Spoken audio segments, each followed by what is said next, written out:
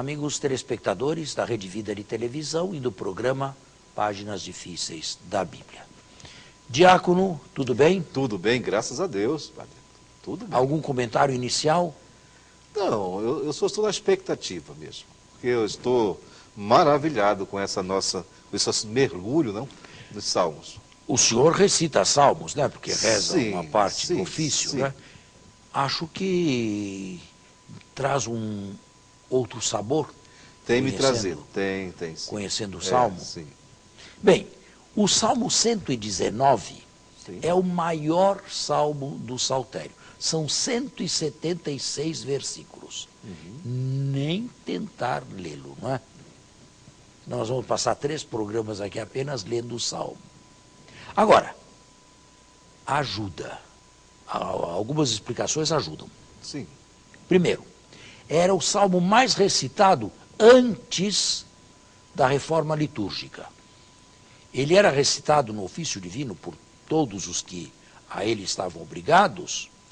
Todos os domingos, sem exceção, era repartido pelas 4 horas menores: prima, tércia, sexta e noa.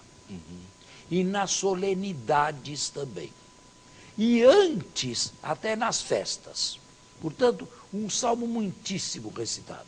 Os comentaristas foram, no passado e no presente, muito generosos com relação a esse salmo aqui. Para Santo Agostinho, um verdadeiro rapto místico. Para Bonhoeffer, na atualidade, um pastor protestante, enforcado na última guerra mundial, uma experiência da intimidade com Deus.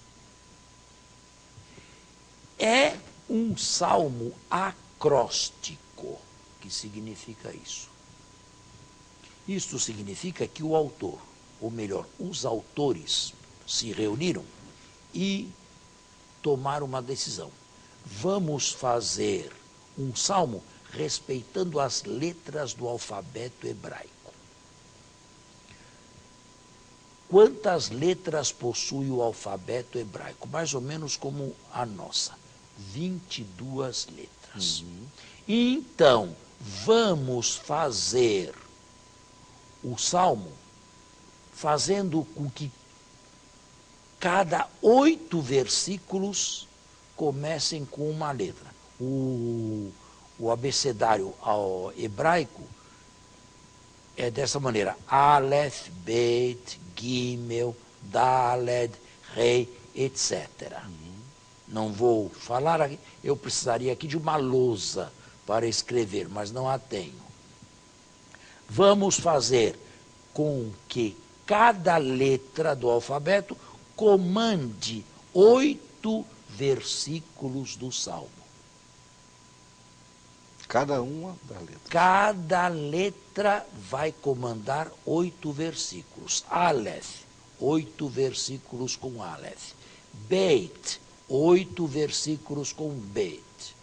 Gimel, 8 versículos com Gimel. Daled, o nosso D, 8 versículos começando com D.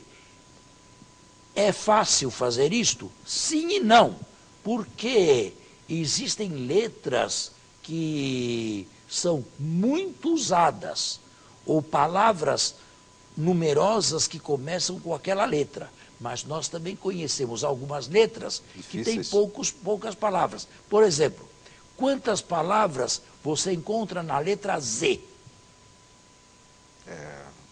É zebra. É. Com A é mais fácil. Com B, não digo que seja difícil, mas procurar a letra K ou a letra Z e fazer com que 8 versículos comecem com Z não é uma empresa fácil. Portanto, não é um salmo poético no sentido de rima ou de conjuntos semelhantes de sílabas átonas e sílabas tônicas. É simplesmente um salmo acróstico onde todas as letras do alfabeto hebraico foram usadas. E com que finalidade? Louvar a lei de Deus.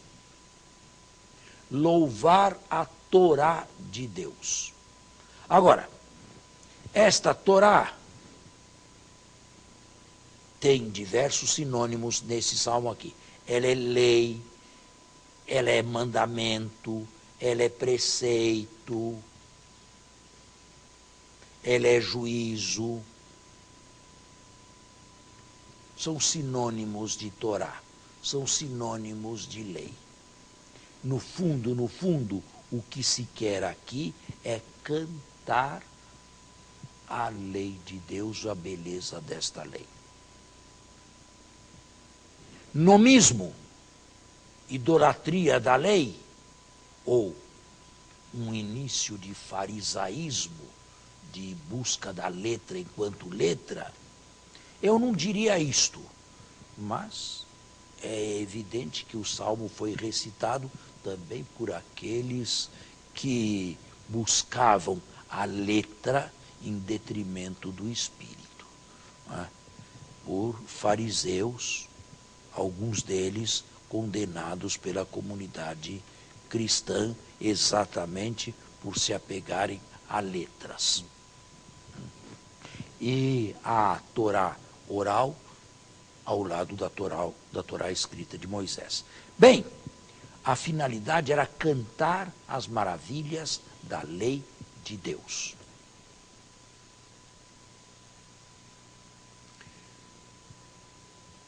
E agora? Agora, depois da reforma litúrgica, esse salmo aqui foi dividido entre os dias do ano, ou melhor, os dias do mês. Cada dia recitamos uma ou duas letras, um ou dois conjuntos. O senhor faz isso sem perceber, eu acho. Quer no ofício de laudes, quer no ofício de hora média. Aparece sempre um ou outro conjunto, uma ou outra letra. O breviário dá. Que letra está sendo usada naquele momento? Aleph, Beit, Gimel, Dalet. Ele dá. Realmente, no breviário a gente observa isso.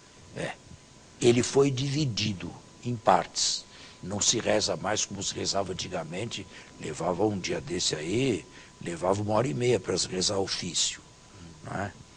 Ele foi dividido e nós recitamos esse salmo aqui 18 dias por mês.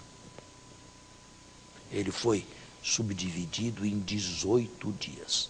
Nem todos os dias recitamos 2 blocos, mas existem dias em que entram os 2 blocos.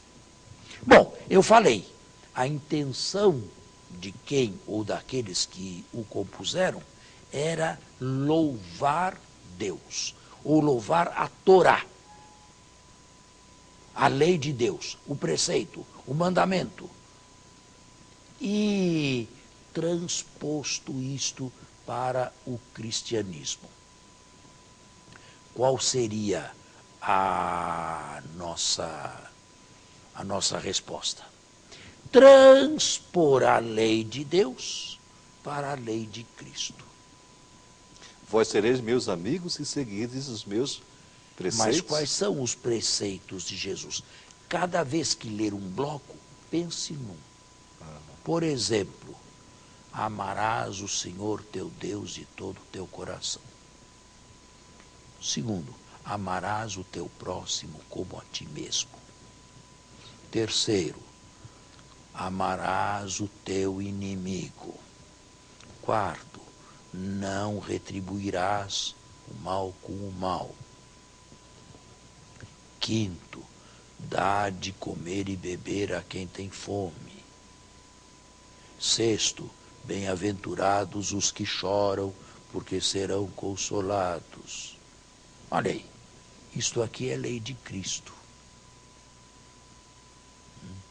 Então eu posso, em cada bloco, fixar-me, como se faz no terço, não é? Em cada mistério se fixa, em cada dezena se fixa no mistério, aqui também, em cada bloco se fixa num aspecto da lei de De Cristo. Certo? É uma maneira de se recitar com proveito este salmo aqui. Do contrário, isto aqui seria um bate-boca e nada mais. Eu me lembro de padres da minha época de criança e de seminário menor, viviam o dia inteirinho com o breviário debaixo do braço. Era aqueles ofícios imensos, sabe? Que não acabavam mais. 1 hora e tanto para recitar sozinho, imagina no coro, não é? E todos os dias e todas as horas recitando. Hoje, a igreja não quer mais isso aí. Não é? Isso aí para muitos não passava mesmo de bate-boca. Esse povo me honra com os lábios, o seu coração está longe de mim. Hoje, o ofício divino ficou bem menor, foi reduzido para metade, ou menos até da metade do tempo, mas a igreja quer que se faça no resto do tempo Lectio Divina, meditação da palavra de Deus, o que não era muito feito na época pré-conciliar. A igreja prefere a padres o dia inteirinho com isto aqui na mão, a padres que 1 hora por dia fechem os olhos, não para dormir, mas para refletir na beleza da lei de Deus e da lei do Cristo. Certo.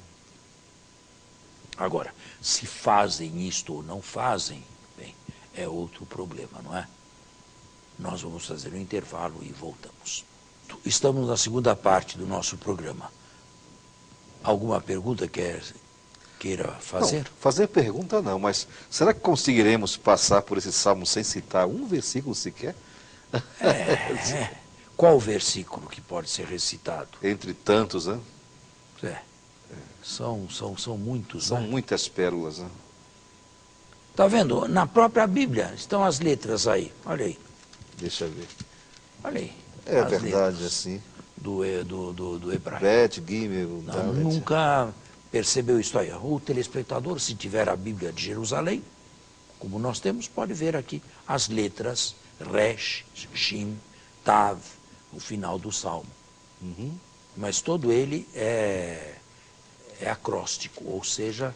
Eu vou é confessar lei. uma coisa, eu olhava aqui essas letras, mas não tinha esse entendimento. Que era o salmo acróstico, né?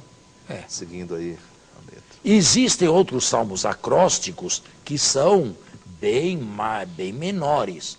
Por exemplo, o salmo... Onde que eu acho aqui agora? Nós precisamos de paciência. Pegue o salmo 111. 111? Ele é acróstico também. Só que, olhe, 111. Está aqui. Está aí? Só que aqui não são 8 versículos com uma... É cada versículo com uma letra. Aí dá um final com apenas 10 versículos apenas. Por quê? Todas as letras foram postas, mas não 8 versículos com cada letra. Esse também é acróstico, mas bem mais curto do que o Salmo 119. E agora, eu vou começar os salmos graduais. Eu já falei aqui nos salmos graduais. Eu me recordaria, não. Não falou, não. Os salmos graduais são o Salmo 120 a 134. Em primeiro lugar, salmos graduais. E os comentaristas e exegetas dão voltas à cabeça para discutirem, para chegar à conclusão de que significa salmos gradual. Grados, do latim, significa degrau. São degraus que sobem. A cada salmo se sobe um degrau. Bom, a única coisa em que concordam, o resto discordam de tudo. A única coisa em que concordam é que estes salmos serviam para peregrinações a Jerusalém. Usados por peregrinos que se dispunham a ir a Jerusalém. E assim, por exemplo, imediatamente você pode me ler, mas não inteirinho, só para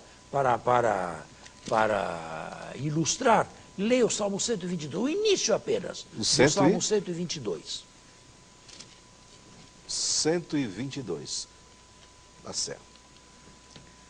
Que alegria quando me disseram, vamos à casa do Senhor.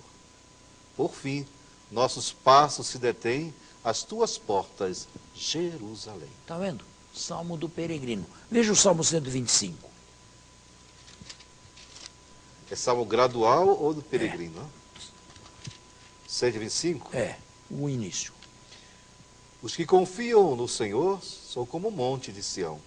Nunca se abala, está firme para sempre. Jerusalém, as montanhas a envolvem. Está vendo? Salmo 126. Quando o Senhor fez voltar os exilados de Sião, ficamos como quem sonha.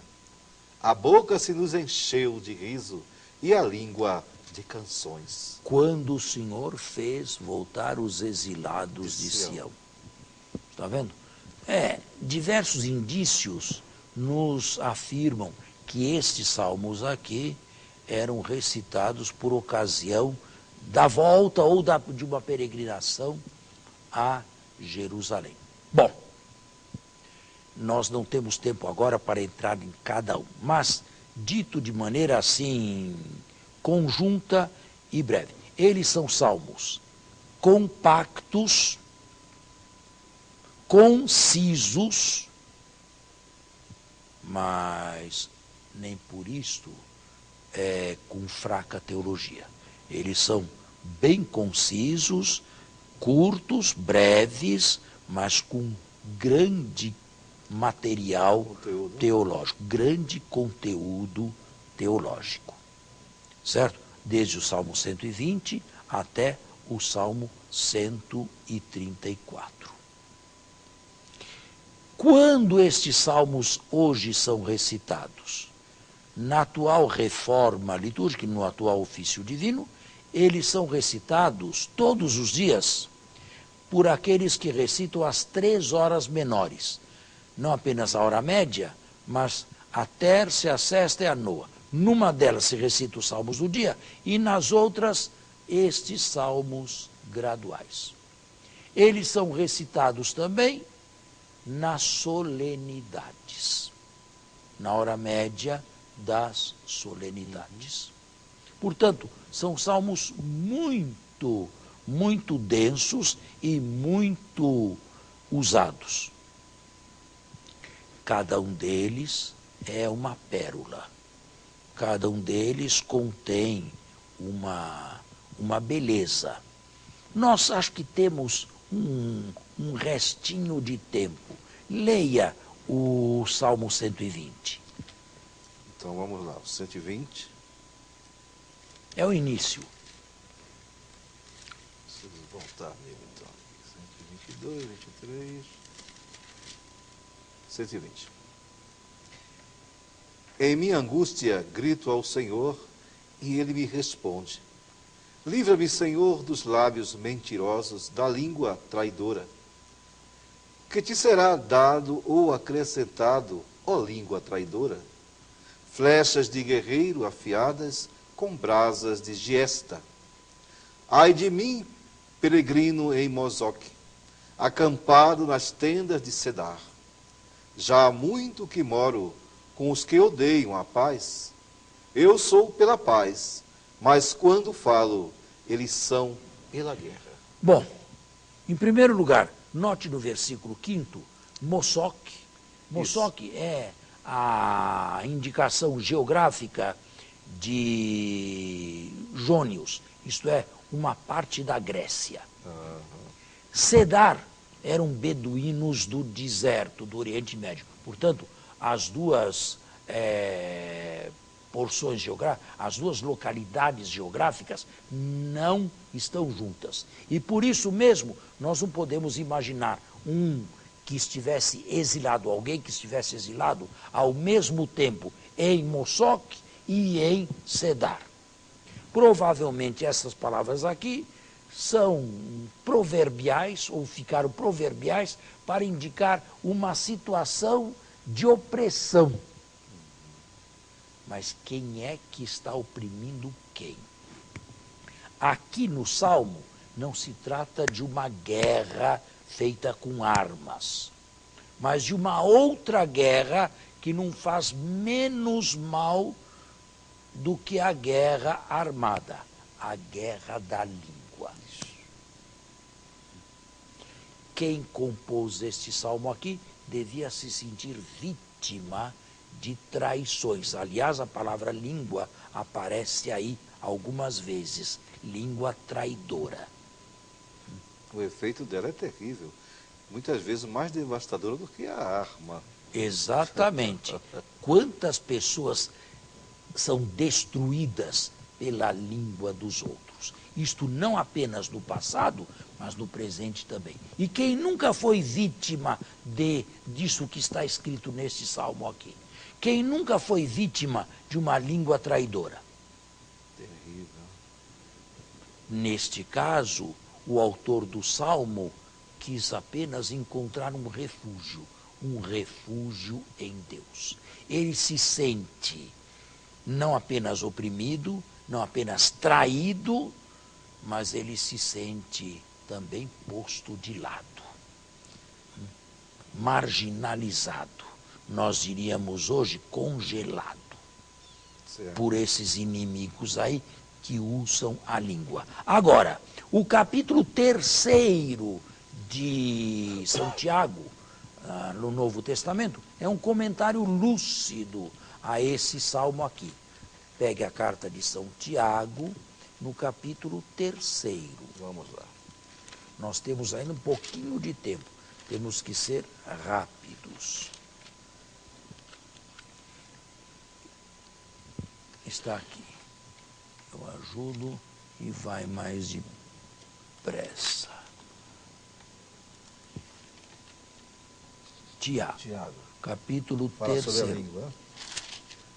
Isso, comece aí. Irmãos, não queirais todos ser mestres, pois sabeis que estamos sujeitos a mais severo julgamento, porque todos tropeçamos frequentemente. Aquele que não peca no falar é realmente homem perfeito, capaz de refrear todo o corpo. Quando pomos freio na boca dos cavalos, a fim de que nos obedeçam, conseguimos dirigir todo o seu corpo. Notai que também os navios, por maiores que sejam e impelidos por ventos impetuosos, são, entretanto, conduzidos por um pequeno leme, para onde quer que a vontade do timoneiro os dirija. Assim também, a língua, embora seja pequeno membro do corpo, se jacta de grandes feitos. Notai como pequeno fogo incendeia floresta imensa. Ora, também a língua é fogo, como o mundo do mal. A língua é posta entre os nossos membros, maculando o corpo inteiro e pondo em chamas o ciclo da criação, inflamada como é pela geena. Com efeito, toda espécie de feras, de aves, de répteis e de animais marinhos é domada e tem sido domada pela espécie humana. Mas a língua, ninguém consegue domá-la. É mau e requieto e está cheia de veneno mortífero.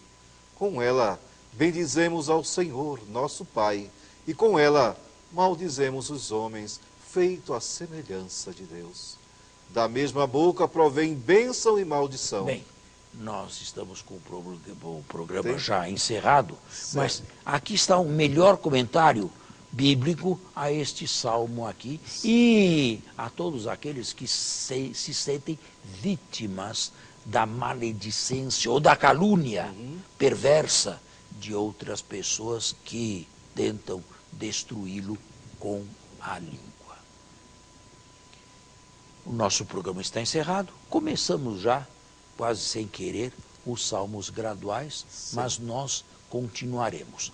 Só que antes de encerrar hoje, quero desejar a todos, nós todos aqui, nós dois, um Fe- santo e feliz Natal. Natal. O Natal se aproxima, o Natal está aí, recebam os nossos votos, sobretudo aqueles que nos acompanharam e nos acompanham o ano inteiro no estudo atento, minucioso e profundo, com desejos de melhora da palavra de Deus. Feliz Natal! Feliz Natal e até o próximo domingo, com a graça e a bênção de Deus.